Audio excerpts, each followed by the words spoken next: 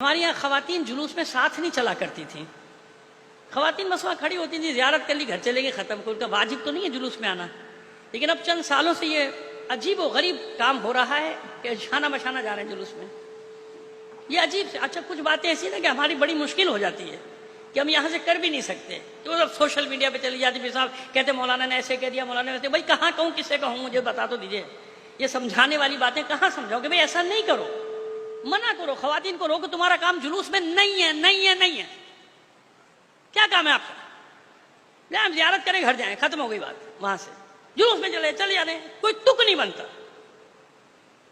نہیں، مخلوط مجمع نہیں، مخلوط نہیں چاہیے.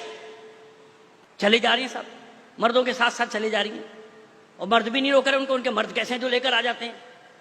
بھائی نہیں لاؤ، بھائی کیوں جلوس میں چل رہی؟ مردوں کا جلوس ہے، ضروری ہے کہ ان کو ساتھ ساتھ لے کے چلا جائے. تو خدا کے لیے پیغام جہاں تک پہنچ سکتا ہے پہنچائیے.